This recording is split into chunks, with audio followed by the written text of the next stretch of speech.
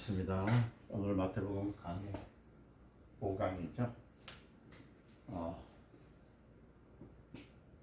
오늘 성경은 마태복음 3장 1절에서 12절의 내용을 보게 돼요. 핵심적인 것이 있어요. 여기서 보면 이 내용을 이제 강의할 때 12절의 내용에 보면은 이제 세례 요한이 나오죠. 침례 요한이 나옵니다. 침례 요한을 중심으로 해서 근데 이 침례 요한은 그때 우리가 이 침례 요한만 보지 말고 이 침례 요한이 뭘 했냐 외쳤을 때 이 사람이 가졌던 것은 복음을 외쳤던 것을 우리가 기억해야 됩니다. 어떤 복음이냐면 강력한 호소죠.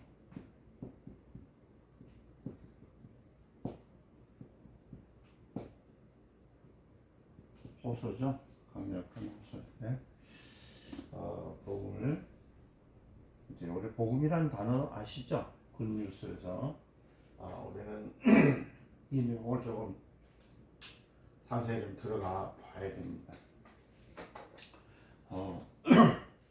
자, 침례 요한의 호소라고 생각하면 돼요. 마태복음 3장 1절 12절에서 나올 때 여기서 한 단어를 또 한번 생각해 보는데 이르라는 단어를 이제 우리가 한번 봐야 돼요. 이르라는 것은 때가 이르렀다는 겁니다.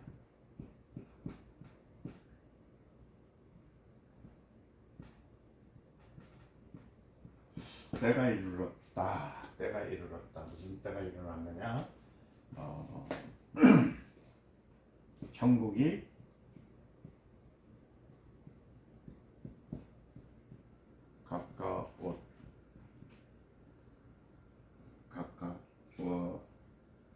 천국이 가깝다.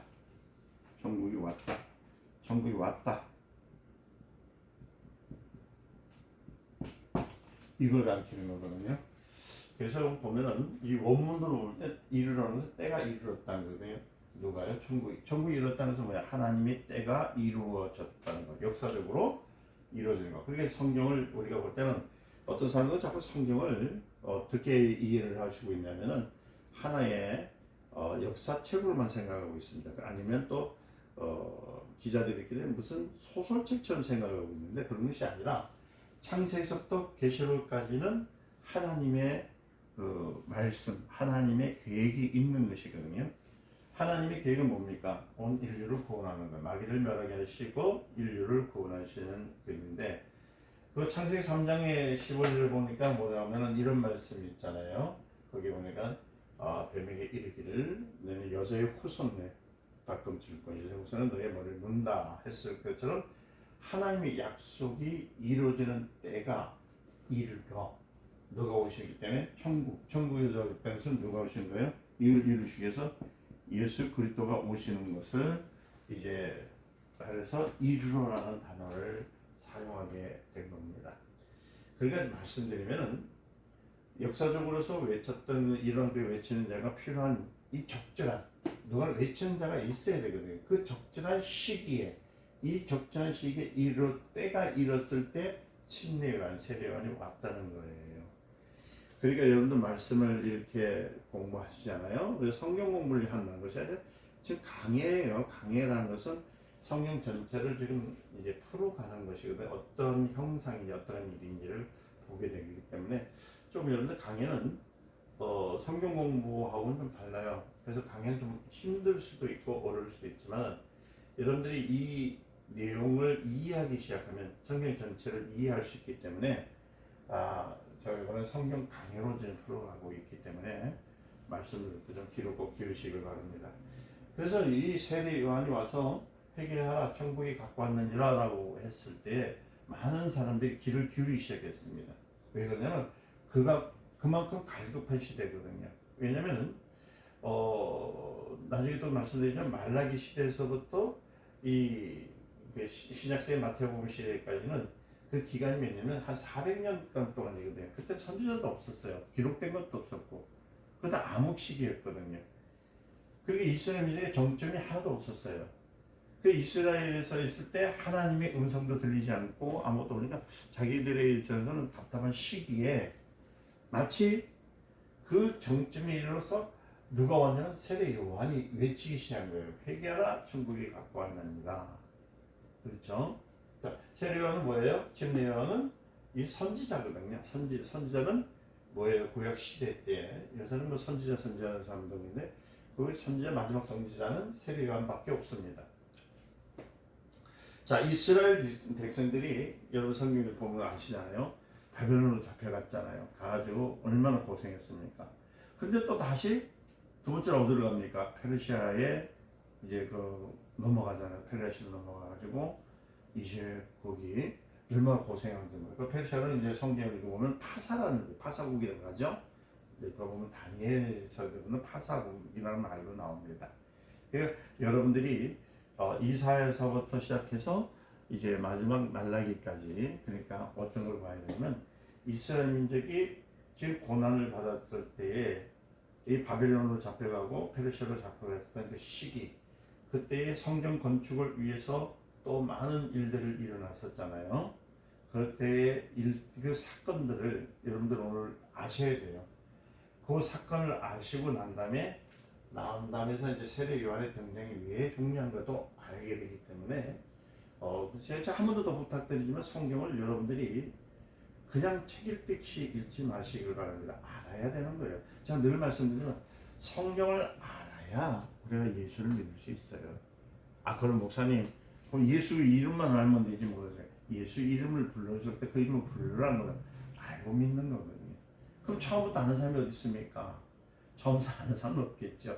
그러나 내가 예수 그리스도를 믿겠습니다 하는 순간에 선생이신 성령님께서 우리 안에서 역사해 주시는 거예요. 그러니까 뭐 그 걱정하지 마시고 그래서 이제 이 강의를 여러분들이 경청해 보시기를 바랍니다. 자 보세요. 하도 세례 요한이 이렇게 와서 외쳤을 때에 여러분들 그랬잖아요. 얼마나 갈급했는지 몰라요. 그런 말씀처럼 이스라엘 백성들의 그 삶이라는 것은 고난이에요. 그럴 때 이 페르시아의 그 왕, 그러니까 말하자면 이 고레스라는 사람이 나오죠. 고레스라는 사람. 그 고레스 왕이 뭐라고 하냐면 이제 이스라엘 그 백성들이 이제 신을 섬기고자 하는 마음들이 많으니까 그것도 시험을 했잖아요. 여러분도 그 다니엘서 보면은 얼마나 많이 시험했습니까? 불무분에도 있고 연단할 때 그죠? 다 해봤어요. 그런데 그때마다 살아나니까 그때 뭐라고 하냐면 이렇게 얘기해요. 너희 신은 참 신이다. 그러니까 너희 가서 신을 섬겨라. 이러면서 때는 이스라엘 백성들을 해방시켜버립니다. 그래 해방이 돼가지고 이제 예루살렘에 돌아왔는데 예루살렘에 돌아와가지고 보니까 하나님을 섬길 수 있는 그 성전이 없어졌어요. 어떻게 보면 성전을 지어야 될 거 아니에요. 그죠? 근데 이 많은 사람이 갈 때는 거의 전 국민이 잡혀갔는데 돌아올 때 되니까 사람의 수가 작을까요? 많은 사람들이 바벨론에서도 죽고 또 포로 생활하는 가운데서 막 사라지고 하다 보니까 사람들 인원이 작게 되는 거예요. 그래서 그 성전을 건축할 때 어떻게 할 것인가? 이제 이때부터는 이제 자기들이 고민하기 시작하는 거예요. 우리가 성전을 이제 건축하려면은 우리가 하나 뜻을 모아야 되는데 어떻게 할까? 그래서 이 사람들이 이제 생각하기를 갑자기 큰 그 성전을 다시 짓기는 힘드니까 그 자기들끼리 생각하는 거예요.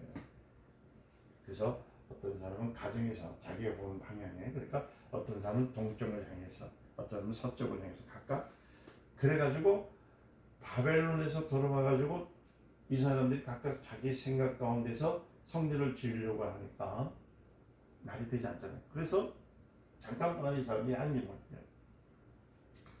굉장히 연련하게 하나님 성전을 다시 재건하기 위해서 재건 운동을 시작합니다. 구약 성경에 보니까 그렇죠.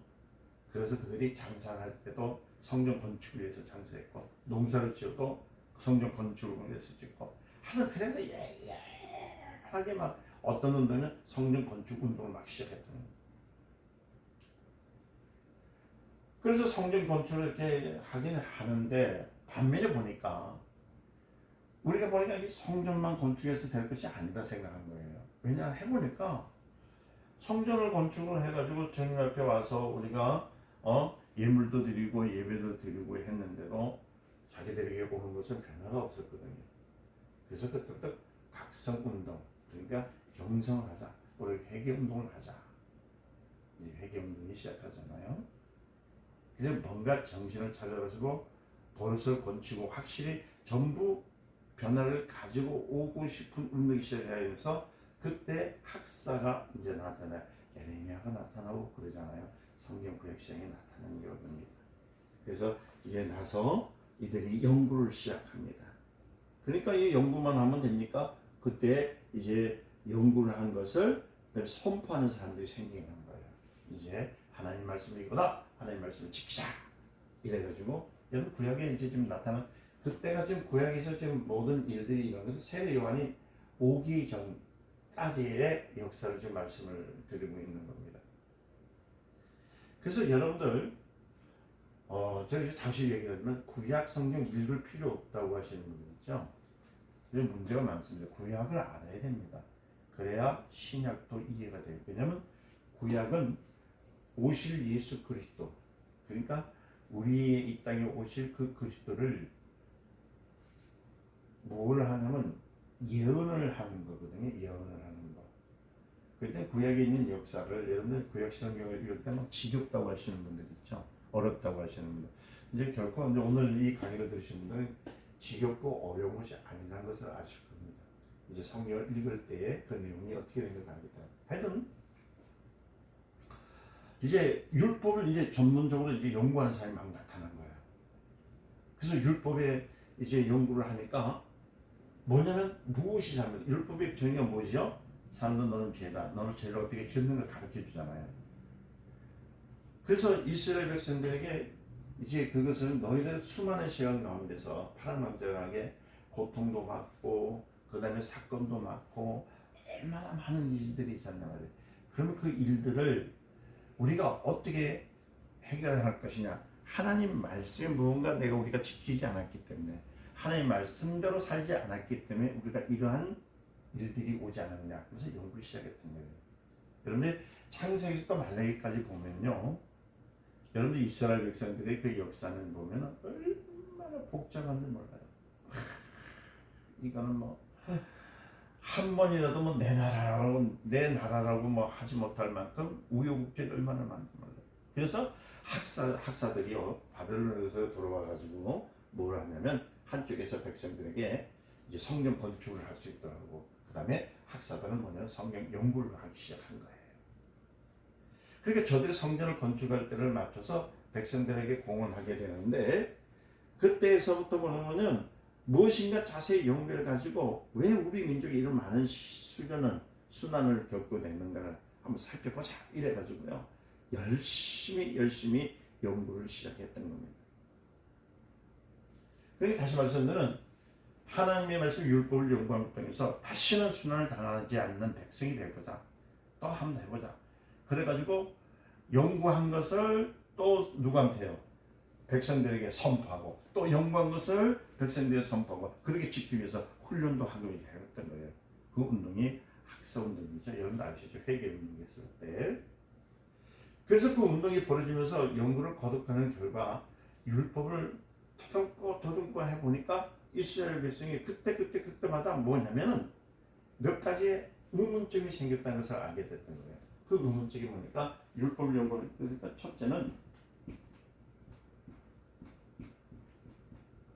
첫째 안식일 문제입니다. 안식일을 거룩히 지키자. 그러니까 우리가 안식일을 범했구나. 안식일을 범할 때마다 반드시 환란이 왔어요. 그래 이스라엘에게 보면은 전 민족에게 끔찍할 만큼 무엇이든 순환이 막 들어오는 거예요. 안식일이요. 그래서 하나님께서 안식일을 범하지 말라 했잖아요. 근데 그 안식일을 범한 결과가 뭐냐니까 그들에게서는 비참한 삶밖에 없다는 겁니다. 그래서 이들이 뭐냐면 우리는 이제 다시는 안식일을 범하지 말자.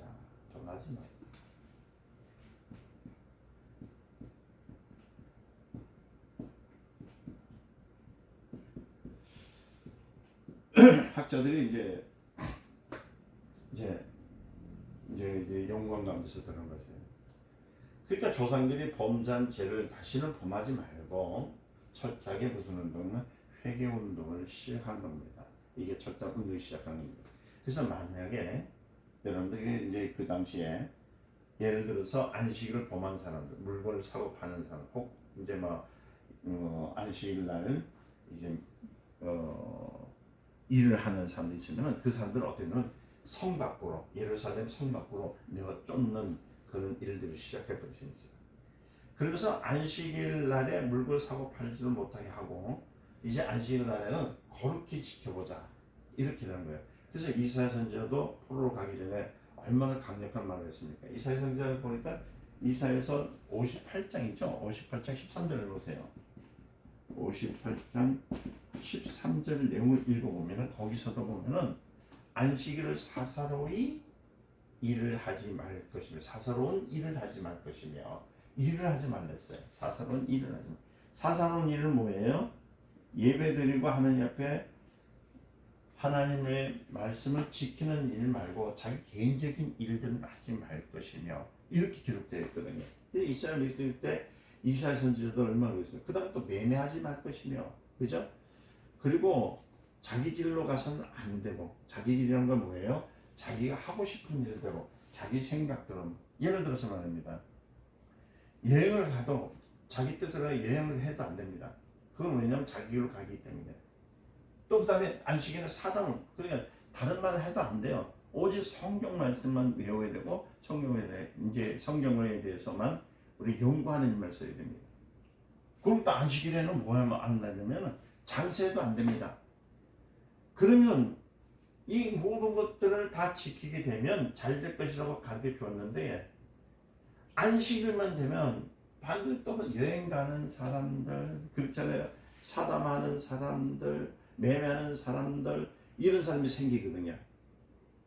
그래서 그때 이제 이 학자들이 이것이 바로 하나님께서 우리에게 실망했던 일이구나. 그때부터 이제 학자들이 이를 발견하고요. 뭐라고 했냐면 우리 조상들이 했던 일들, 그저 여행 가는 일들, 그리고 자기 길 가는 것, 사담하는 것, 그런 일거, 장사하는 일들 이런 거 하지 말자.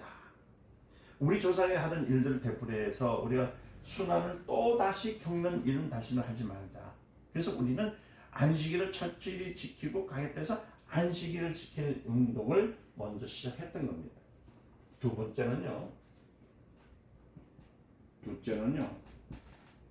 둘째가 할까? 두 번째 할까요? 두 번째로는 뭐냐면은 하나님에게 11조입니다. 11조를 철저히 내자. 11조 문제를 가지고 있습니다. 그래서 성경은 하나님의 물건을 도둑질 하지 말라라는 말씀이 나와 있잖아요. 그래 하나님의 물건. 그래서 11조를 사람들이 온전히 하지 않은 그때부터 무엇이 들어오면 재앙이 들어오기 시작했거든요. 재앙이 들어오기 하니까 사람들이 이제 시작하는 거예요. 그래서 이사야서 1장 11절 내용의 말씀을 이제 붙들어가지고 이게 말했잖아요. 예물을 가지고 할지라도 진실한 신앙을 하지 아니하고 범죄함으로써 할 때 하나님께서는 거기에 대해서 실망하고 뭐라고 하냐면 하나님께서 너희는 예물을 가져오지 마라. 너희들은 내 마당 말만 그냥 내 마당 땅만 밟힐 뿐이다 라고 말씀하셨던 이유가 뭐냐면 11조를 드리면서 자기가 할 게 다 하고 있잖아요. 그죠? 그리고 하나님의 진실로 하나님의 말씀대로 살지 아니하는 결과 그리고 또 11조를 낸다면서도요 11조에 대해서 그게 철저하게 하지 않았거든요. 그러니까 하나님께서 너는 나에게 관심이 없구나. 그만큼 11조에 대해서 성경에 많은 경고를 내리는데도 11조를 하지 않는 사람들이 많다는 거예요.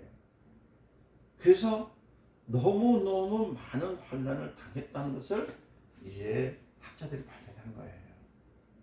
그러니까 우리 조상들이 11조를 범했던 일들을 되풀이해서 이 순환을 제쳐 당하지 말자. 우리는 11조 철저히 하자.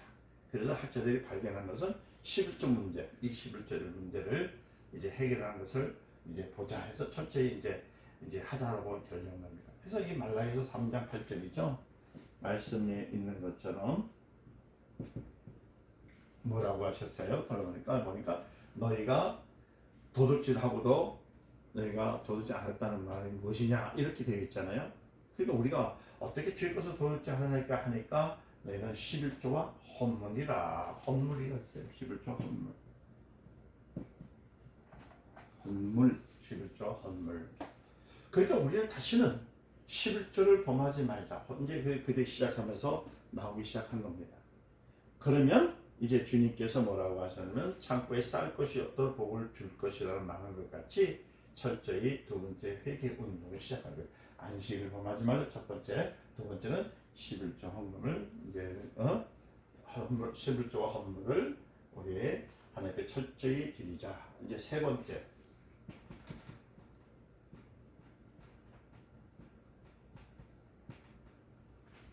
세 번째는 뭐냐면은 그러니까 이제 또 이제 말하자면은 이제 이방인들 그러니까 이방 여자와 살던 사람들 인과 사는 사람들 추방입니다. 추방하자. 그러니까 말하자면은 이방 여자와 살던 사람도 또 이방 여자를 내보내는 이제 일들. 그리고 이방이 있는 여자들은 무조건 이방인들, 그 이방 여자들을 내어쫓고, 그러나 이방 여자들과 사는 사람들을 내어쫓자, 보내자. 이런 해결을 막 보려고 시작했던 거예요. 그러면서 이제 이런 일들을 하면 좋겠는데, 그죠? 이런 일을 계속 하면 좋겠는데, 전 국민이 다 그렇게 했으면 좋겠는데, 그렇지 않거든요. 이렇게 약속을 해놨는데도 이렇게 우리가 하자 하면서 구약시대 때 학사들이 첫째 하면서 이 율법을 가지고 이 율법을 지키자라고 했잖아요. 이 율법을 지키자고 얘기했는데 이걸 지키지 않거든요. 그러니까 뭐냐면 부분적으로 그렇게 살려고 하는 사람들이 생겨나오니까요. 나중에는 얼마 후에다 사람들이 스스로 뭐냐면 구별된 사람들이 되어지는 거예요. 그래서 뭐냐면 너희는 지키지 않는 사람이 있고 나는 우리는 질 것이라 하면서 이제 구분이 이제 되어져 나는 거예요. 그러니까 하나님 뜻대로 이제 살아보자고 해도 안 하니까 우리끼리도 좀 살아보자 해가지고 따로 구분되어서 나왔던 철저하게 하나님 말씀대로 살라는 사람들이 등장하기 시작합니다. 그게 이제 언제 들어가냐면 말라기를 지나서 신약에 들어와서 생기는데 그 사람들이 누구냐? 이제 이게 참 칠판이 적어서 봅시다. 그때부터 이제 구분이 되는 거예요. 여러분들 그래서 지금 성경에 나오면 이제 나오는 사람들 인물이 나옵니다. 예수님과 많이 부득혔던 분들이 뭐냐면 바리새인들하고 사두개인이라는 말이 많이 나오거든요. 그 내용을 지금 성경에 있는 내용을 지금 제가 말씀을 증거하기 위해서 내 강의를 하는 거예요. 이제 강의는 풀어주는 것이 강의거든요. 그때부터 이제 사람들이 누구냐면 바리새인이라는 사람이 나오는 거예요. 좀 줘도 되겠죠?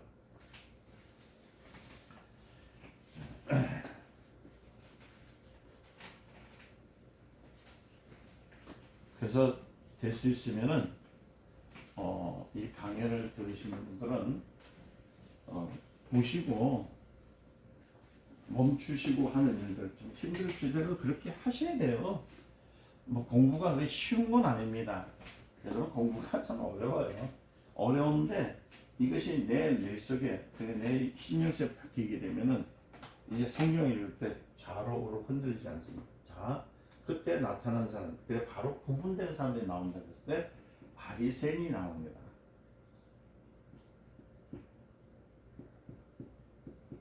이 바리새인이죠. 바리새인은 것은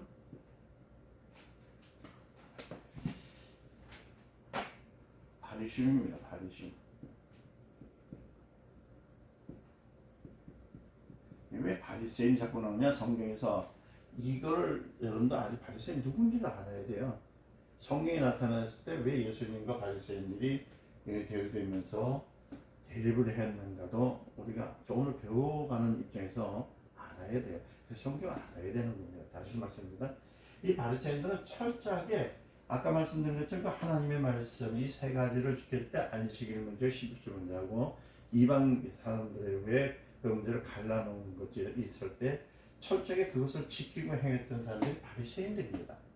이 바리새인들은 뭐냐면 다른 사람들은 그걸 지키지 않고 안식일도 지키지 못하고 막 여행도 가고 한 걸 할 때 우리만큼은 철저하게 하나님의 말씀대로 따라가겠다. 이렇게 해서 이제 구별된 삶을 살아가는 사람들을 바리새인이라고 하거든요. 그게 이 바리새인이라는 것은 분리란 뜻이에요. 분리. 바리새인인데 분리. 어떻게 보면 이 바리새인들은요 철저하게 하나님 말씀으로 그러니까 자기들은 죄를 짓지 않는 사람들. 그러니까 뭐냐면 저 제7장 안식을 범하는 인간들보다는 우리가 철저하게 안식일을 지키고 하나님 말씀대로 구분돼서 신앙생활을 하겠다는 거예요. 그러니까 하나님의 법을 지키면서 재앙을 막을 수 있다고 생각하는 사람들이 바로 이 바리새인들입니다. 그러니까 바리새인들 생각에는 자기들이 하나님의 계명을 지킴을 통해서 자기들의 연구로 인해 가지고 이스라엘 민족을 구원해. 그러니까 이 사람들의 자부심은 얼마나 큰지 몰라요. 자신을 통해서 이스라엘 민족들이 그 이스라엘을 구원할 수 있다고 생각하기 때문에 이 사람들의 그 프라이드는요 엄청난 거예요. 그러니까 바리새인들은 자기의 의로서 구원을 할 수 있다는 거, 자신들의 의로 구원해서 이제 모든 걸 할 수 있다 해서 이때부터 바리새인 운동이 시작된 거거든요. 그래서 여러분들 바리새인 운동이 뭔지를 알아야 돼요. 그러니까 바리새인이란 말은 여러분 외식이란 뜻은 아닙니다. 예?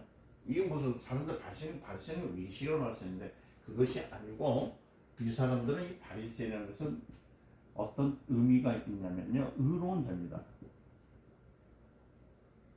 의로운 자라는 뜻입니다. 의로운 자. 바리새인들은 의로운 자가 있어요. 그리고 구별됐다고 했습니다. 이렇게 바리새인들은 의롭고 구별을 갖고 있다는 거예요. 이거 외식이 아니에요. 사람들은 뭐 바리새인은 외식하는 자는 외식하는 게 아니라 뭐냐면 이들은 자기가 스스로를 어떻게 되면 성별한 사람입니다. 성별. 거룩하게 하나님께서 구별해 준 사람들이라고 생각하는 사람들입니다. 그래서 바리새인이라는 것은 이런 얘기거든요. 그래서 원래 바리새인이라는 말은 대단히 좋은 뜻이에요. 원래는요. 얼마냐면 하나님 앞에 의롭고요. 구별된 삶 살잖아요. 하나님의 말씀대로 구분되는 살고 그 스스로 성별된 것. 그러니까 다른 사람들은 죄를 짓는 될지도 자기는 죄 속에 가지 않는다고 하는 사람들. 그러니까 바리새인들에게 있어서는 이게 좋은 뜻이 이 뜻입니다. 그런데 바리새인들도 아니면서 바리새인 척 하는 사람을 성경에 외식하는 자는 거죠. 외식하는 자. 이 외식하는 자라는 뜻은 바리새인이 아니면서 바리새인인 척 하는 사람들을 외식하는 자라고 하는 거예요. 그러니까 외식하는 자는 화 있을진저 바리새인처럼 의롭고 구별된 것 스스로 성별하지 못하면서도 의로운 척하고 구별된 척하고 스스로 성별한 척하는 사람을 향해서 바리새인 척한 사람을 외식한 자라고 하는 거예요. 이해되셨죠? 그래서요 바리새인들이 안식일 첫째 지켜 12조 철저히 했잖아요. 이 사람들은요 여러분 파를 하나 뽑을 때도 있잖아요. 파 아시죠? 파 뽑을 때도 실뿌리까지도 하나씩 해다 11줄 할 정도입니다. 그러니까 여러분들 보세요. 바리새의 삶이라는 것은 정확하게 바리새인들을 따라갈 사람 길이 있습니까? 없어요. 얼마나 철저한지요. 너무나 철저한 거예요. 철저히 안식을 범하지 않으려고요. 그리고 얼마나 애를 쓰는지 걸음걸이도요. 왜? 나중에 말씀드린 또 얘기지만 이 겨드랑이에 막 뛰면 땀이 나죠. 땀이 나면 안 되거든요. 그때는 어떻게 해야 되냐면 손도 움직이면 안 돼. 철저히 안식을 범하지 않으려고 막 그렇게 애를 썼는데도 결국 뭐가 왔죠? 재앙이 오게 됩니다. 왜요? 이제 해방되는 이후에 얼마 후에 누가 왔냐면은 이제 알렉산드라는 왕이 이거는 이제 이스라엘을 삼켜버리잖아요. 그래 다시 또 있다가 로마가 또 다시 집어삼키는 식으로 해서 계속적으로 신약 보면은 그렇잖아요. 와서 계속적으로 고통을 받고 이때 사람들 중에서 우리가 이렇게 바리새 운동을 해도 이명이니까 어떻게 해야 되느냐. 그러니까 안식일을 어느 순간에 범할 것인데 어떻게 해 이렇게 해도 우리가 누군가도 안식일을 범했을 사람이 있을 거 아시냐. 그래가지고 이 사람들이 안식일에 대한 연구를 또 했어요. 신학생 때. 그러니까 여러분들 보세요. 안식일은 해서 토요일 날 있죠. 토요일 날. 토요일 날 될 때 이렇게 해가 있어요. 이게 해가 있으면 해가 지는 시점부터 안식일이에요.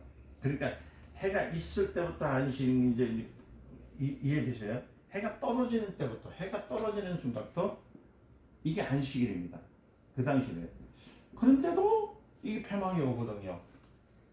어려움이 오거든. 그래서 그때는 뭐냐? 그러면 해가 있을 때서부터 또 이제 그럼 안식이구나. 이제 그래서 안식일을 또 바꿔요. 언제 하냐면 해가 중천에 떠 있을 때를 안식일로 생각하자. 또 이렇게 생각합니다. 그러다가 또 보니까요. 아니 하니까 어떻게 되면 그래도 환란이 오거든. 그러니까 이 사람들이 이제 뭘 생각했냐면 이거 아니구나. 우리가 이렇게 해서는 안 되겠다. 그래가지고 해가 뜨기 시작부터 안식일을 정합니다. 토요일 하루를 안식일을 정해버렸습니다. 그런데도 또 재앙이 오고 또 저주가 오거든요. 참 이상하다. 참으로 이게 정말 안 되겠구나. 그러면 어떻게 지켜야 되겠느냐. 그래서 해가 뜨기 전에 해 뜨는 데부터 해 지는 데까지 것처럼 해 뜨려고 하는 시간부터 안식일을 정해서 해가 지는 저녁에서 새벽에 이를까지를 안식일을 정해버렸습니다. 이 사람들이. 그러니까 한나절을요. 토요일 한나절을 안식일을 지키기 시작했다는 겁니다. 그러니까 대낮부터 그래도 이 안식일을 다 지켰는데 그래도 또 저주가 오거든요. 야 이게 문제로구나. 이게 참 문제야. 그럼 우리가 걷는데 말이에요. 땀나도록 걸었기 때문에 일하지 말라고 했는데 그들은 밑에 땀나는 일을 했기 때문에 그렇구나. 또 시켜가지고 아까 얘기했듯이 이제 사람들로 안식일날 그러면 하루 종일 일하지 말고 너희들은 뭐냐면 걸음걸이도 말이에요. 일도 하지 말으니까 천천히 가라. 그러니까 손도 마음대로 사용하면 안 돼요. 땀나니까. 그럴 때에 이제 이때에 알렉산더 왕이요. 이제 지나갔잖아요. 이제 그거 난 다음에 그 다음에 왕이 이제 그때 지배할 때 이 모습을 봤어요. 그 모든 천하에다가 이제 호령을 합니다. 뭐라고 하냐면은 유대인들이 너희들이 안식일을 지키는 좋은데 안식일을 지키란 말이야. 누가 뭐라 하냐. 지켜라. 그런데 왜 너희들은 안식일을 지키는 사람들이 왜 패기가 없느냐. 패기 아시죠? 폐쇄적인 거죠. 폐쇄적인 문제입니다. 그래 유단대가 이게 패기가 없거든. 패기가. 여러분들 아시죠? 맥이 없는 사람들처럼 행동하는 거 보면. 그러니까 이 민족은 폐쇄적인 거야. 이 민족은 폐쇄적이야. 폐쇄적인 민족이야. 가만 보니까. 왜? 사람들한테 같이 말도 대화도 안 하지요. 그 다음에는요, 무슨 일도 안 하고 누워 있지요. 비가 오든지 눈이 오든지 뛰어가는 일 없지요. 아주 걸음걸이도 맥이 없지요. 나중에 보니까 이거 어디 쓸데없어. 마치 이스라엘 민족을 보니까 안식일을 지킨다고 하면서 병자처럼 말이에요. 그래서 살아가니까 그때에 뭐냐면 이 왕이 그 다음 왕이 왔을 때 이거 금지시켜버려요. 너 그렇게 하지 마. 여러분 그 당시에 그리스 문화, 로마 그리스 문화는요 피해가 넘쳤어요. 춤도 추고요. 정말 그때는 화려하고요. 엄청나게 들어갔는데 그런데 보니까 반대로 이스라엘 민족은 멍청하게 보이거든. 그 일을 해라도 하지 않지요. 그리고 아무리 강압적으로 해더라도요 그냥 방치돼가지고 있지요. 문제가 생기면 되거든요. 다시 말씀드리면 로마에 여러분들 이걸 아셔야 돼요. 로마가 그 정권을 가졌을 때에 이스라엘 민족의 그 종교를 반대한 건 아닙니다. 자꾸 반대를 했다고 얘기를 해요. 반대한 건 아닙니다. 너희들은 안식일을 지키라는 거예요. 그런데 이 보세요. 이 안식일을 지키는 그 모습이 어떠냐면 겨드랑이에 땀이 나면 됩니까? 안 됩니까? 그런데 밖에 나가서 일을 안 해요. 그러니까 지팡이 들고 가는 것도 안 돼요. 왜냐면 지팡이를 들고 가다가 안식일을 범하는 일은 뭐냐면 얘가 지팡이를 질질 끌고 가잖아요. 이 지팡이를 질질질 끌고 가다가 이렇게 뭐가 파여요? 땅이 파여버리면 이건 뭐예요? 경직하는 일이거든. 일을 하는 일이거든. 이 범해서 안 되니까. 그러니까 지팡이도 질질 끌고 다니는 거는 어디다 놔두든지 지팡이로 이렇게 들고 다니는 거예요. 왜? 하다 쓸모가 없는 그 일들을 많이 하고 다니거든. 그래서 이것을 금지시켜버립니다. 그러니까 이게 금지를 시켜버리니까 어떻게 돼요? 아까 이 바리새인들이 자기는 거룩하게 지켜야 되잖아요. 이것을 계속적으로 해야 되니까 어디로 도망가면 산으로 도망가 버려요. 산.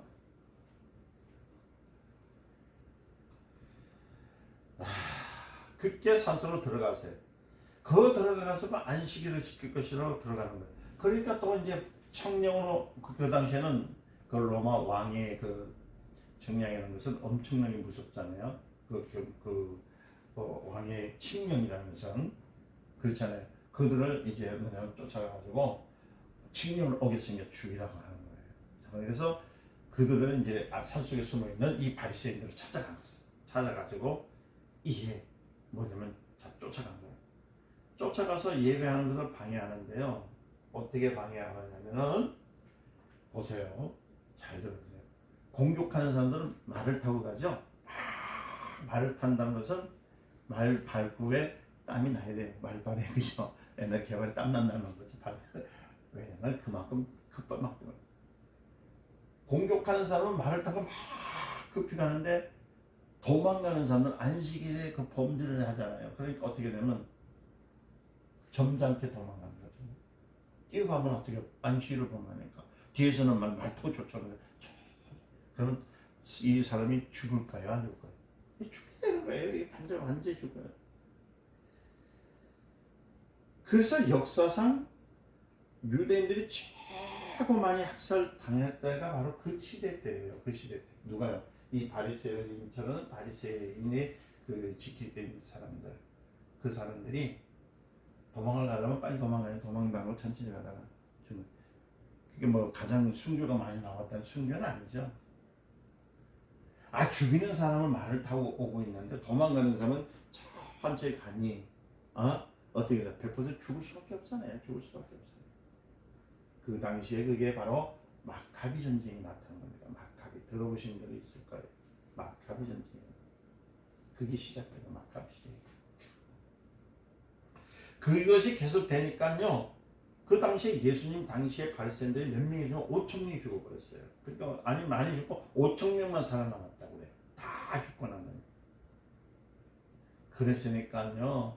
그 당시에 바리새인들은 그 5천 명은요 얼마나 존경을 하겠어요. 얼마나 사람들이 그 전쟁에서도 그 죽음에 있어도 살아남은 사람들 왜 안식일을 거룩히 지켰고 11절 철저히 내고 이방 신들을 다 내쫓고 나 철저히 해야 돼. 그 가운데 5천 명이 남아 있으니까 이 백성들에게는 그야말로 아주 그냥 신성시 된 거죠. 바리새인은 이렇게 되는 거예요.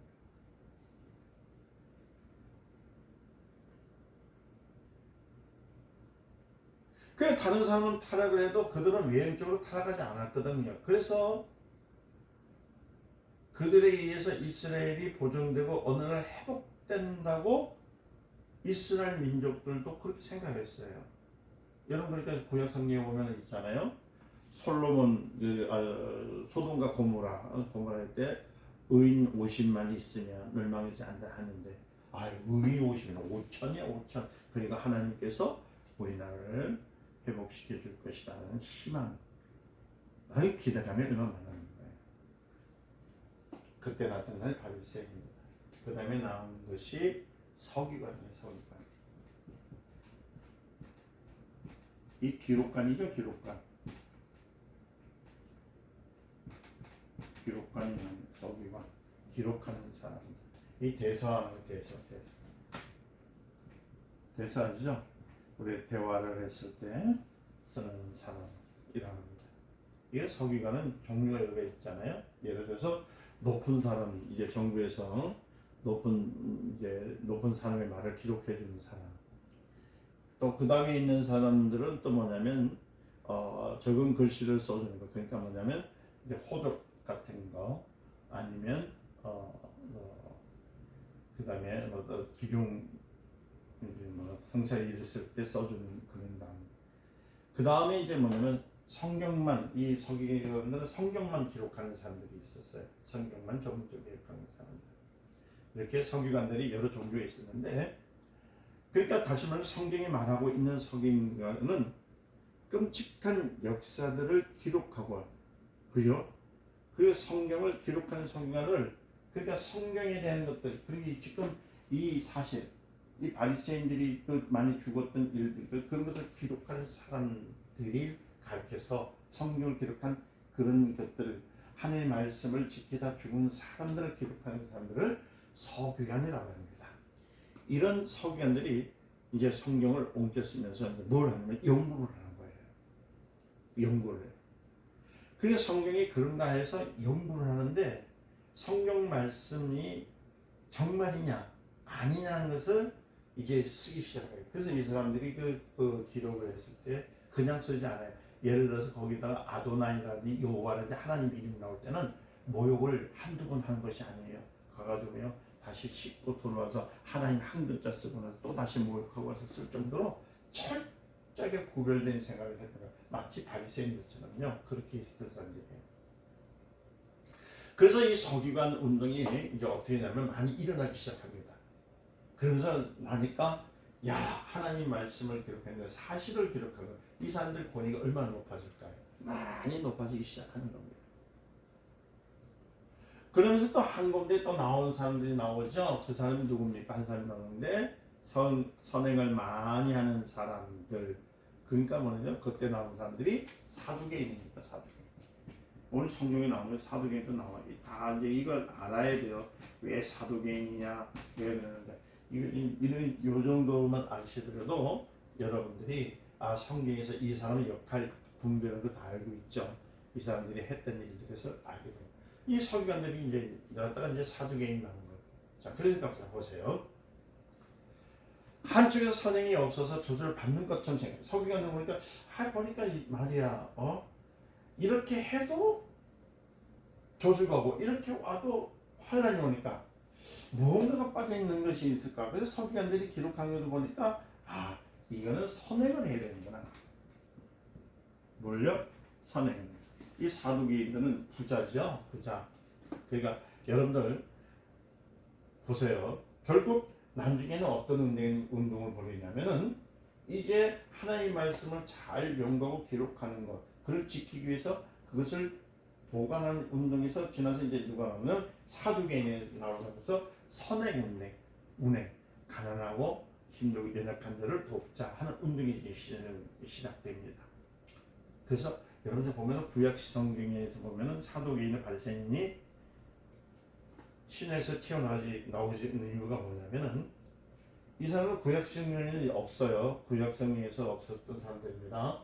서기관과 바리새인 사두개인 그러니까 바리새인들은 이런 운동을 많이 이제 벌였지만은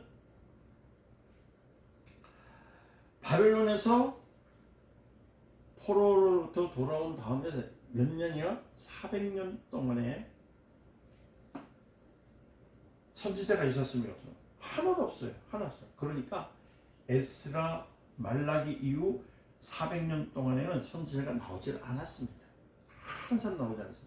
그러니까 다시 말하면 말라기에서부터 마태복음까지의 기간은 약 400년이라는 차이가 납니다. 400년. 400년 동안 선지자가 없으니까 기록한 사람이 있으니까 없잖아요. 그러니까 책이 없죠. 글이 없죠. 그래서 그때를 시간을 구약 시대 때 말라기와 신약 시대 마태복음의 시대를 가장 암흑 시대라고 합니다. 암흑 시대. 없었다 이거죠. 그러니까 이 구약과 신약 중간 시대를 아무 시대라는 것은 누가 없더라고요? 선지자가 없던 시대. 그러니까요, 그때는 이 사람들의 마음속에서는 이제 무엇을 찾아야 되냐면은 뭔가 한 줄기 빛을 찾아야 되는 거야. 빛을 찾아야 되는 거야. 그러니까 그 빛이 무엇인가를 찾고 가는 사람을 연구하는 사람들이 나타나는데 그 누구예요? 동방박사. 그래서 무엇을 연구하는 사람들? 빛을 연구하는 사람들. 그래서 그들은 항상 빛을, 그러니까 다시 말하면 빛은 원래 선지자 같이요. 선지가 있을, 이 빛을 전할 수 있는 빛을, 이 이스라엘 민족을 밝게, 그 다음에 구원할 수 있는 그 선지가 누가 있을 것인가를 생각하고 연구했던 동방박사가 이제 나오기 시작하잖아요. 그러다 갑자기 누가 나타나죠? 예수 그때의 수태기간에 그러다가 이제 수태기하기 6개월 전에 누가 나옵니까? 바로 세례요한이 나타나는 거예요. 이 세례요한 오늘 3장 1절에서부터 12절까지 내용을 보는 거예요. 세례요한이 나타나요. 그게 예수님보다 몇 개월요? 6개월 전에 이미 역사를 합니다. 예수님 6개월 후에 이제 역사하기 시작하잖아요. 그 요한이 나왔어서 외쳤을 때에 이들에게는 뭐냐면 이 사람들은요, 그야말로 이제 진짜 빛이 들어온 거구나, 이제 빛이 오는구나 생각하기 때문에 요한을 존경할 수밖에 없는 거예요. 그게 세례 요한이 나와서 회개하라! 천국이 가까워 있으라 할 때 사람들이 놀라고 존경하면서 바로 400년 동안, 장차 400년 동안 선지자가 없다가 갑자기 나타나는데, 아이고 얼마나 깜짝 놀랐는가. 아이고 이제 드디어 이스라엘 민족에게 빛이 오는구나. 그래서요, 이스라엘 민족들이 얼마나 기쁜, 그래서 그 욕을 먹으면서도 찾아오기 시작한 것은 무엇 때문에? 빛 때문에. 드디어 이스라엘에게 영광이 오는 걸 생각하고 많은 사람들이 왔던 거예요. 그래서 세례 요한이 회개하라 천국을 갖고 와야 했을 때 그들이 귀를 기울였던 이유가 오늘 장엄하게 이렇게 말씀드린 것처럼 이런 사건이 있었던 거예요. 그래서 요한은 말라기에서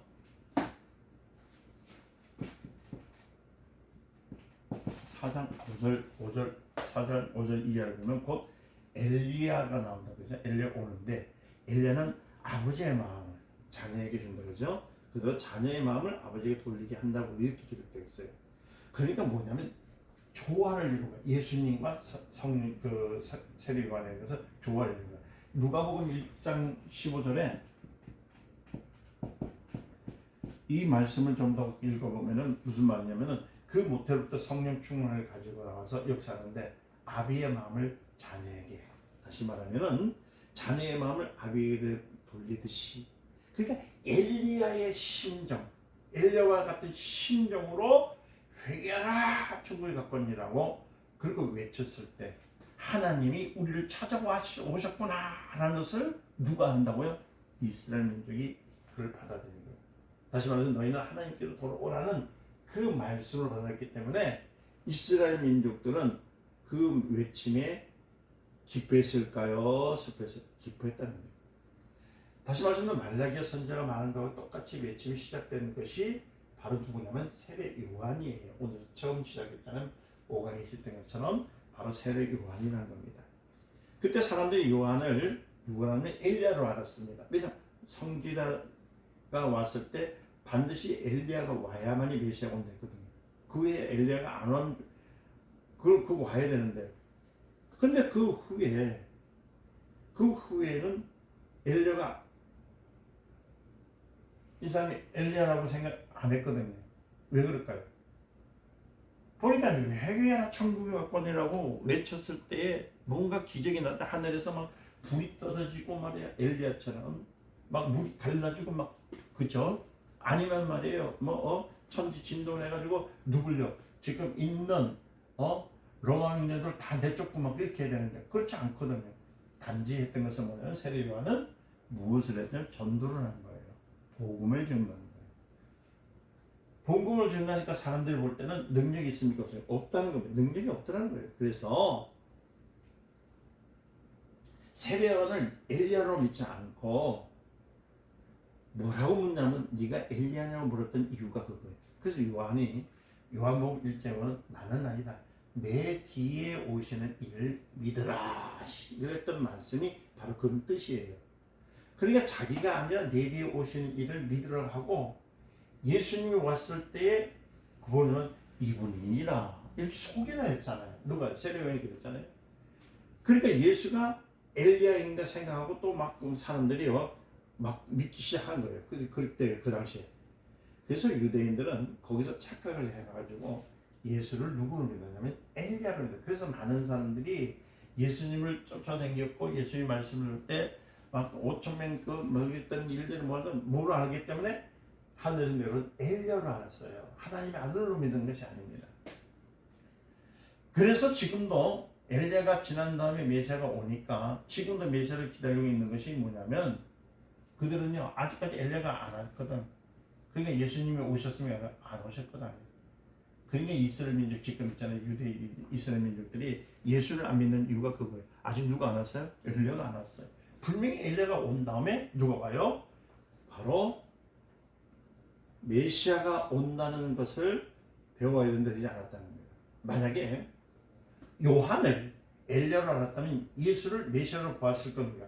보았을 거네요. 만약에 무슨 엘리야로 봤으면 아 예수님 메시아예요. 그러면 이스라엘 민족들이 회개하고요 주님을 믿었을 겁니다. 근데 예수를 엘리야로 봤기 때문에 지금도 뭐냐면 예수님이 엘리야로서 죽었지 메시아로 죽지 않았다 생각하는 거예요.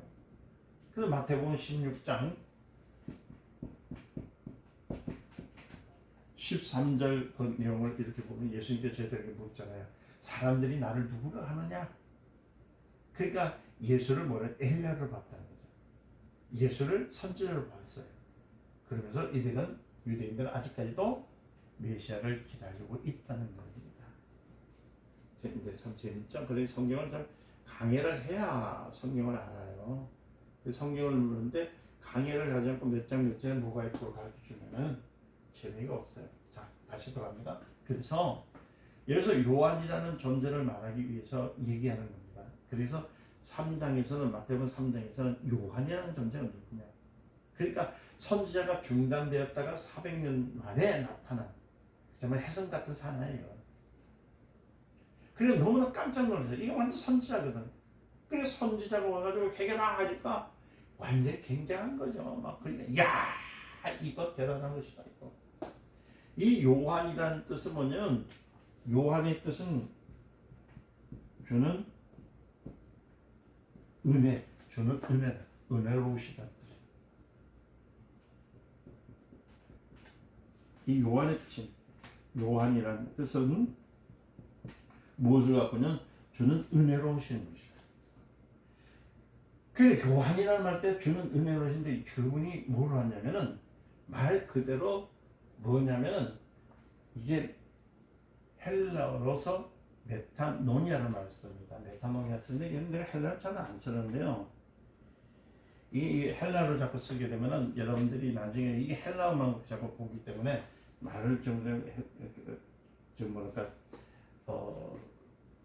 거기에만 이게 치우치기 때문에 잘 안 쓰려고 해요.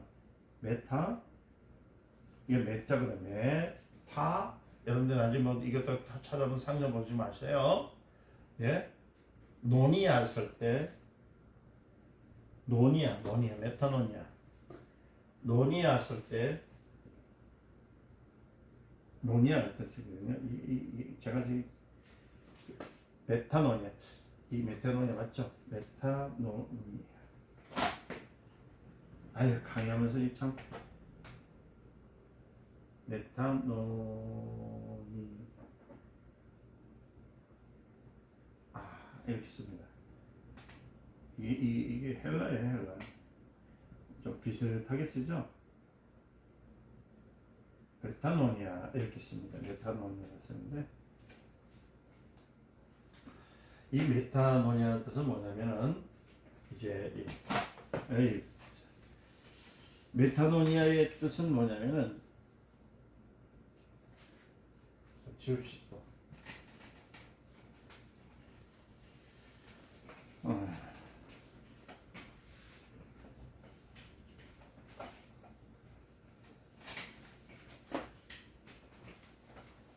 헬라어에서 메타노이아라는 뜻은 뭐냐면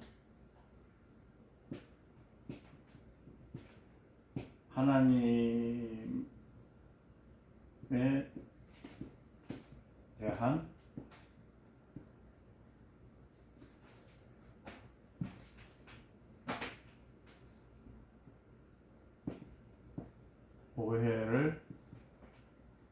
오해를 풀어라. 그러니까 무슨 말이냐면 바꿔라. 그러니까 하나님에 대한 오해를 고쳐라. 오해를 고쳐라.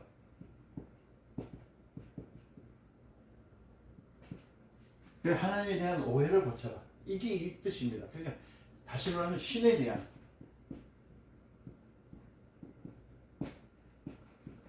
오해를 고쳐라. 신에 대한 오해를 고쳐라.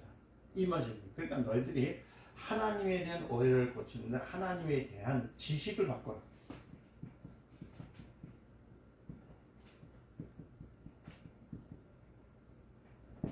이 뜻입니다. 이게 메타노니아라는 뜻이에요. 이게 하나님에 대한 오해를 고치는 거, 하나님에 대한 뭐요? 오해를 고치는 거, 그죠? 신에 대한 오해를 고치는 거, 지식을 바꾸는 것을 메타노니아라는 뜻을 갖고 있습니다. 그러니까 다시 말하면 이 뜻을 전부 다 보면 회개라는 뜻이에요. 회개. 이 회개하라 했을 때 하나님에 대한 오해를 고치는 것. 그리고 우리가 하나님을 알지 않은 것은 오해를 고치는 거예요.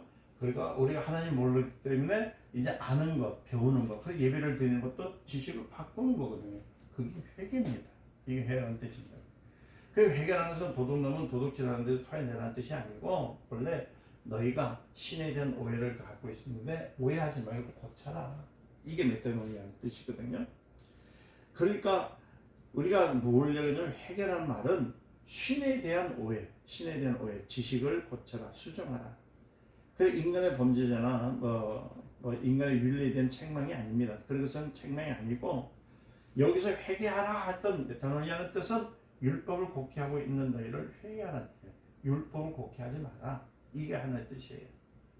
그러니까 너희가 이제까지는 다시 말씀드리면 이제까지는 하나님에 대한 너희 상식이 있는데 그 상식을 고치고 신에 대한 너희 생각을 고치고 신에 대한 너희 자신의 오해를 수정해서 바꿔버리라고 하는 것이 메타노니아라고 해서 회개라는 뜻을 하는 겁니다. 그러니까 많은 사람들이 신에 대해서 조금 전에 말씀드린 것처럼 바리새인들, 그러니까 바리새인대로 하나님에 대한 상식이 다르고 아까 얘기했던 것처럼 사두개인 나름대로 하나님에 대한 상식이 다르고 그 다음에 서기관은 서기관 나름대로 상식이 다 달라버렸어요. 그래서 전부 다 그들은 나름대로의 뜻은 있겠지만 가장 문제점은 뭐냐면 예수님에게 가장 공부를 받고 가장 충돌을 받은 사람들 그냥 바리새인들이 이유가 있는 겁니다. 바리새인들이 가장 들고 나온 것은 뭐냐면 다른 것이 아니라 안식일 문제거든요. 안식일을 거룩히 지켜라. 여러분들 지금도 보면은 주일 성수 많이 하죠. 그렇죠? 그렇지 않습니까 지금들? 그 충분히 예수님하고 지을 때 그 일들을 우리 오늘 좀 배워보면 압니다. 자, 조금만 들어갈까요? 바리새인들이 가장 들고 나오는 것은 안식일 문제예요. 그래서 바리새인들은 안식을 얼마나 철저히 지켰냐면은 안식을 아까 얘기했더니 지팡이를 들고 가지 않습니다. 5리 이상 걷지 않아요. 왜? 땀나면 안 되니까. 그리고 걷다가 뭔가 떨어지면은 뭘 줍지 않습니다. 왜요? 그걸 짚는 순간에 뭐냐면 짐이 되고 수고하고 무거운 짐자 다 내게 오라는 것처럼 율법에 어기는 짐이 되어버립니다. 그러나 소리 나는 것은 주어도 된다는 항목을 만들었어요. 그건 무슨 소리냐면 이제 여러분들 아시잖아요. 그 사두개인들이 있을 때 이제 동전을 떨어뜨리잖아요.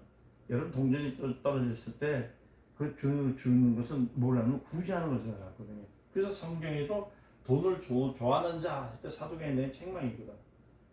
그게 동전이 떨어지는 소리가 나면은 율법에다 뭘 엿버렸냐면 바리새인들이 그걸 줍는 거. 그래 다른 것을 주우면은 율법에 어긋나요. 뭐만 주면 되냐면 동전 그냥 그런 가난하고 병들이 먹고 연약한 자들 가부들을 위해 쓰는 거예요. 내가 주로 적선을 해서 주는 것보다도 내가 땅에 떨어뜨리면서 그것을 주어서 그 일이거든 자기서 내가 주는 것은 구제지만은 그러나 그들이 주는 것은 구제가 아니에요. 철저하게 뭐냐면 이 사람들이 동경하는 것이기 때문에. 그래서 그들이 만드는 것이 뭐냐면은 안식일에 동전이 떨어지는 거 주는 건 죄가 아니다. 그랬거든요.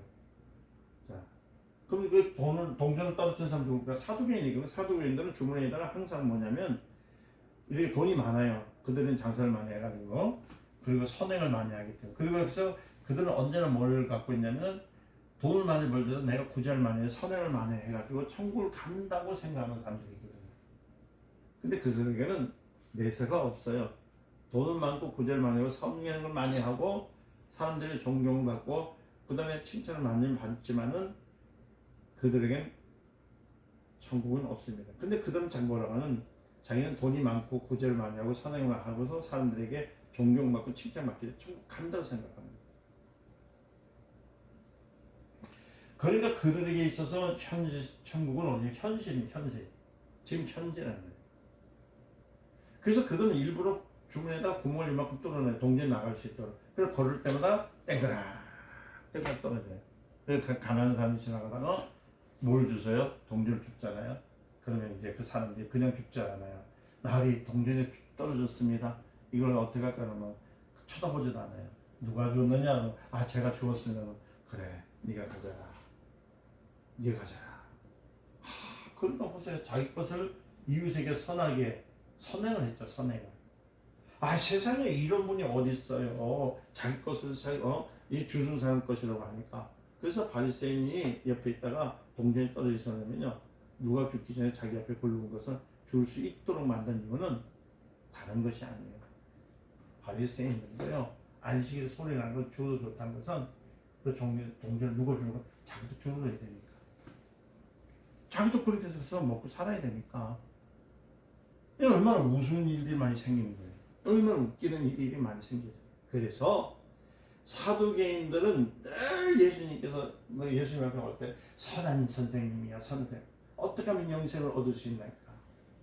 왜 사두개인들이 영생이 없는 사람들인데 영생을 부정한 사람인데도 예수님께 와서 영생을 말하는 이유가 뭘까요? 만약에 영생이 있다면 누가 들어갈 수 있겠느냐고 자기가 반문하는 거예요. 내가 들어가지 않겠느냐. 그러니까 자기들만큼 그만큼 구제를 많이 했기 때문에 선한 일을 많이 했기 때문에 그렇죠.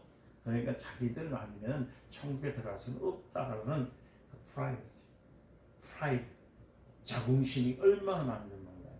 그래서 예수님은 선한 선생님이여 하고 불렀던 이유가 거기 있는 겁니다. 그러니까 예수님께서 예수를 하나님을 알고 선한 선생님이여 하면은 예수님께서 뭐라고 하셨어요? 내가 선한 이라고 말씀하실 텐데 예수를 하나님으로 알고 선한 이시라고 하는 것이 아니니까 왜 나를 선하다고 하느냐.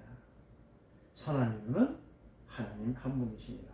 그러니까 이 바리새인들 사두개인은 예수님을 뭘로 알았다고요? 아까 얘기했듯이 사람입니다. 엘리야로만 알았던 겁니다.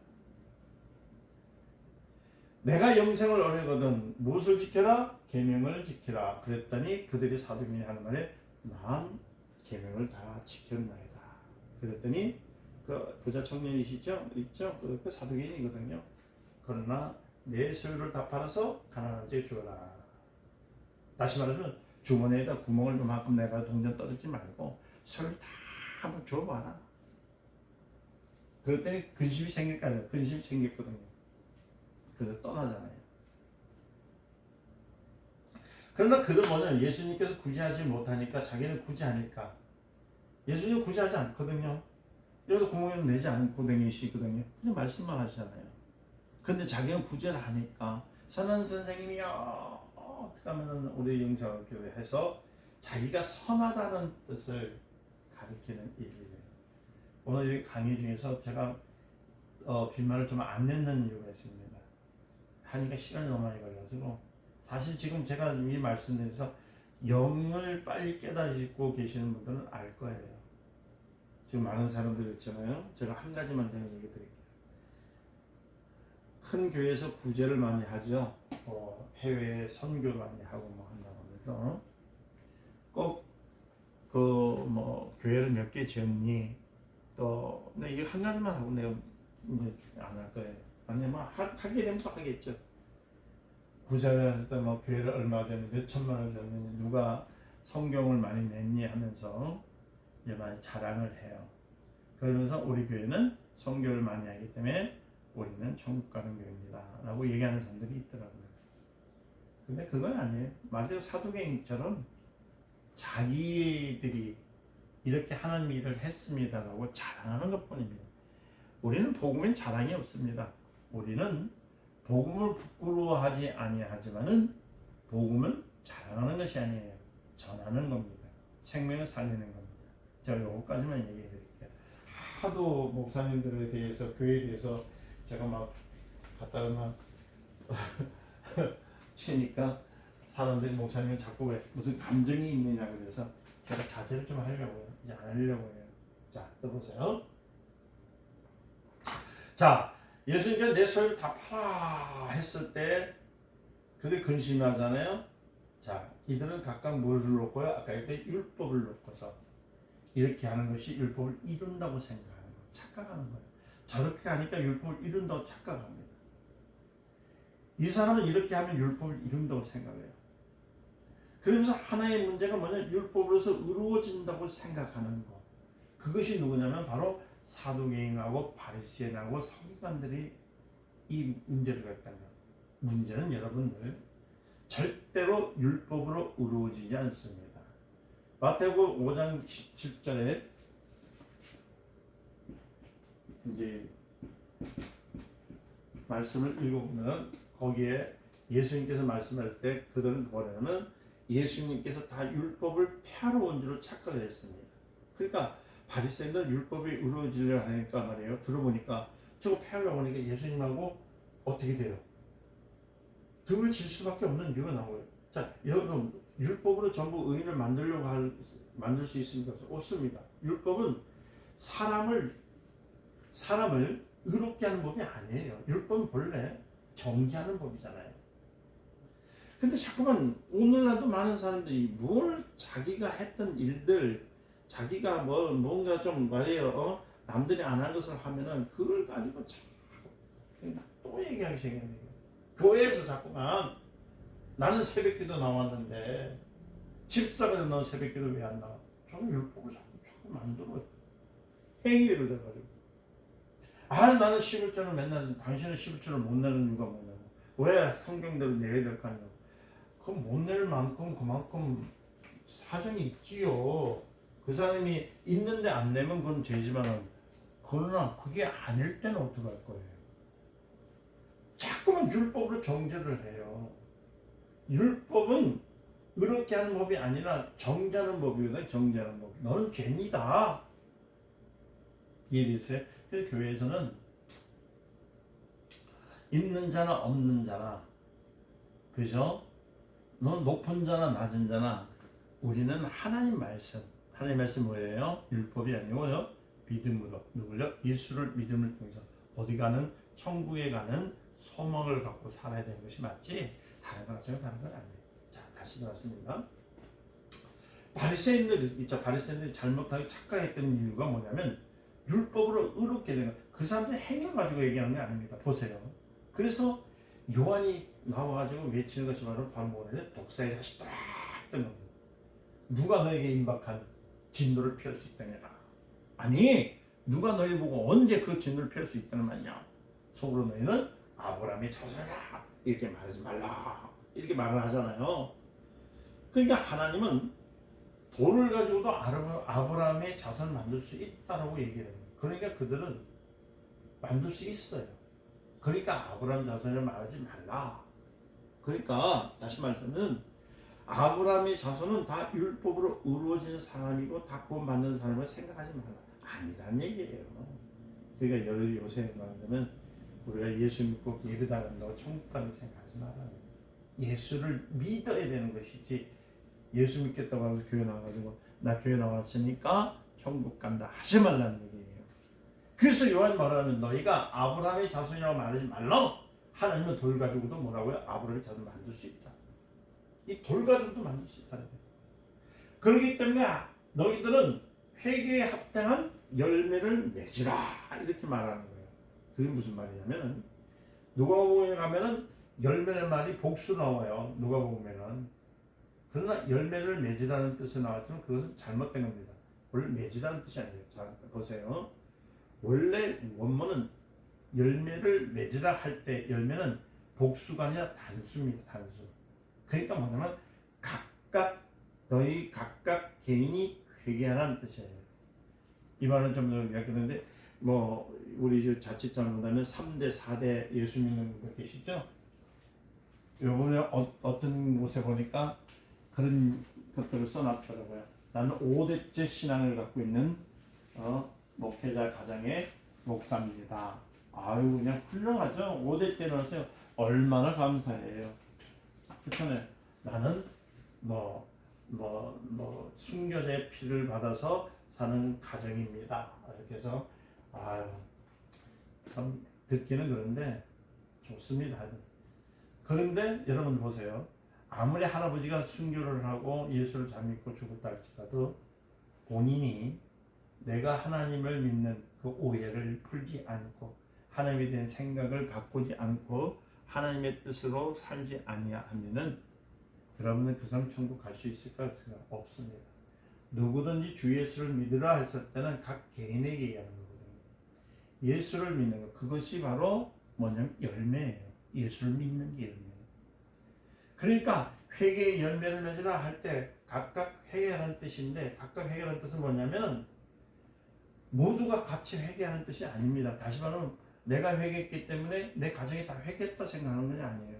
각각 회개할 만한 합당 열매를 할 때, 다시 말씀드리면 이 자꾸만 사람들이 열매라니까 회개하는 사람이 성품이 막 고쳐지는 줄 알고 있어요. 아니에요. 여러분들 자꾸 여러분들이 신앙생활을 하면서 부부간에 싸움하는 경우, 또 자녀와 이게 자식간에 부모 자식간에 싸우는 이유, 신앙생활하면서 나오니까 뭐냐면은 이 문제 때문에 그래요. 열매. 네가 교회를 넉넉하면 되는데 아직까지는 네 성품이 그러냐? 아직까지 너는 그 성격을 왜 못 버리냐 이렇게 하는데 여러분 안 그래요. 내가 예수를 오늘 믿었다고 해서 갑자기 악한 사람이 천사가 되고 하는 건 아닙니다. 뭐냐면은 우리 안에 각 사람들에게 주어진 자기의 그 아집이 있어요. 그걸 자아라고 합니다. 자아. 그 자아는 누가 어떻게 해서 하는 것이 아니라 자기 자신이 깨달아서 그것을 고쳤을 때 없어지는 거예요. 근데 인간은 그렇게 고쳐줄 수 있는 것이 있을까요? 없습니다. 자아는 고치기 힘들어요. 이게 언제가 내가 안 해야지, 절대로 안 해야지 숨겨놓고 가만히 있을지라도 어느 순간 뭔가가 딱 자기하고 맞들어지지 않을 때는 나도 모르게 올라오는 것이 자아예요. 이 자아. 그러니까 예를 들어보세요. 우리 신앙생활을 해요. 우리 10가지 자아가 있다고 생각해요. 10가지 자아가 있는데 내가 오늘 예수 믿을 때 10가지 다 없어졌다고 착각하지 마세요. 안 없어집니다. 이거. 그래 자꾸만 거룩하라 회개하라. 그 회개 뜻을 모르고 거룩의 뜻을 잘 모르니까 이 뜻을 지금 오해를 너무 많이 하는데 10가지가 있었지만은 내가 하나님의 말씀을, 예수를 믿고 하나님의 말씀을 내가 그것을 깨달았을 때, 내 자아가 그것을 인정했을 때, 내 자아가 무너진다고 하거든요. 사라졌을 때 그것은 내가 10년 있다가 될지 20년이 될지 모르지만은 어느 순간에 나도 모르게 그것이 없어질 때, 어떤 사람은 한 개가 남을 수도 있고 어떤 사람은 완전히 없어질 사람도 있고 어떤 사람은 10개 있는 사람도 있을 것이고 9개 있는 사람도 있다는 얘기예요. 이것은 뭐냐면 회개라는 것은 개인입니다. 이해되셨죠? 각각이란 말은. 근데 많은 사람들이 그 지금 열매를 맺으라 했다고 해서 성품이 고쳐지는 줄 생각하는데 그 착각이에요. 여기서 열매라는 말을 쓸 때에 회개라는 것, 이 회개라는 것을 때 회개한 사람은 성품이 고쳐진 것이 아니라 나는 죄인이라는 고백을 가진 사람, 자기의 신분을 아는 사람. 그러니까 예수를 그리스도로 믿는 것은 나는 죄인입니다. 그러니까 이것을 각각 내가 죄를 갖고 있고 하나님께서 나를 의롭게 하십니다라는 것을 믿은 것을 가지고 열매를 맺었다는 거예요. 이해되셨어요? 그러니까 회개하기 위해서는 뭐가 필요한 것이죠? 죄가 있어야 돼요. 죄가 있어야 회개하죠. 그러니까 나는 죄인이라는 자신이 각각 자기가 자각을 해야 돼. 나는 죄인이라는 거. 그럼 많은 분들이 나와가지고 회개하라 그러니까 아니 회개할 때는 내가 분명히 10년 전 것도 회개하고 20년 전 것도 회개하고 또 회개하래. 또 그거 찾아서 회개하는 거. 그 회개가 아니라 자각 하나님의 말씀에 순종을 해서 내 뜻이 아니라 하나님의 뜻에 내가 굴복하는 것을 회개라는 거예요.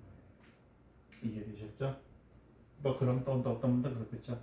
아니 목사님 그러면 내 성격 그대로 갖고 있는 거 이것도 좋은 것이네요. 아니요, 고쳐야죠. 어떻게 말씀이 들어오면 고쳐지게 되는 거예요. 선한 성품으로. 이제 저번에도 한번 말씀드렸지만 그러니까 바리새인들 이 바리새인들은 율법을 지키면서 의롭다 생각했던 것이 뭐냐면 자기 죄인이 아니었기 때문에 그들은 죄를 질 수밖에 없던 거예요. 그리고 바로 말씀드리면 율법이 의롭다 하는 법이 아니고 정죄하는 법이라는 것을 깨닫지 못하고 자꾸만 율법을 가지고 자기네들이 그걸로 정죄하고 그것으로 의인이 됐다고 생각하니까 안 되는 거죠. 보세요. 의인은 없나니 하나도 없다라고 그랬잖아요. 로마서. 그렇기 때문에 오늘 율법에 대해서 한 가지 이해하는 것은 여러분 잘 보세요. 살인하지 말았어요. 자, 사람을 죽이면 살인이죠. 자, 그럼 사람을 죽이지 않으면 살인일까 아닐까? 사람을 죽이지 않으면 살인이 아니잖아요. 근데 예수님께서는 뭐라고 하셨냐면은 살인자는 내 형제를 미워만 해도 살인자래요. 자, 그럼 예수님은 율법을 없애러 오셨습니까? 율법을 강화시켜 오셨습니까? 예수님이 강화시킨 거예요. 그러니까 보세요. 예수님의 말씀을 들으면 내가 살인자가 될 수 있습니다. 그렇잖아요. 내가 형제를 미워하고 내 아내를 미워하고 내가 있잖아요. 자식을 미워하는 살인하는 것 같다 했거든요. 그렇지 않습니까? 우리가 좀 이해를 좀 잘 하셔야 돼. 근데 많은 사람들 뭐냐, 아이고 저는 뭐 뱃속에 나올 때부터 마음이 고와가지고요. 다 평생 남을 미워하지 않았고요. 아이고 나는요 누구한테 제가 이만큼도 거짓말도 하지 않았습니다. 미워하면 살인이라 했는데 미워하지 않으면 살인자인 건 아닙니까? 그죠? 한 번도 미워하지 이 사람 살인자가 아니래요. 근데 뭐냐면 한 번은 평생 동안에 미워할 줄 몰랐다고 하는 것. 그러나 어느 순간에 보면 왜 그랬을까요? 초등 부리는 것도 있고 그때 살인자야 살인자. 그러면 창세기 4장 9절 말씀을 보니까 형제에 대해서는 미워하지 않는 대신에 내가 아우를 지킨 자니까 누가 했습니까? 창세기 4장 9절에 여러분들 아시죠? 누가 나옵니까? 4장 9절에 가인과 아벨이 나오잖아요. 아벨. 이위에서 가인과 아벨 기회에 하나님과 가인이 대화했을 때 하나님께서 네 아우가 어디 있느냐 물었으니까 내가 내 아우를 지키는 자입니까? 이렇게 누가 말을 하냐면은 이 가인이 얘기해요. 그렇잖아요. 이 뜻이 뭐냐면은 형제에 대한 무관심이거든. 무관심. 이게 살인입니다. 무관심이 살인입니다. 그러니까 무슨 말이냐면 나야 저놈이 배가 고프든 말든 상관없고 저놈이 지옥 가든 말든 상관없고 그렇잖아요. 무관심. 아이고 니는 불신자니까 뭐 그래 지옥 가고 나는 천국 가고. 그거 다 살인자예요. 살인자.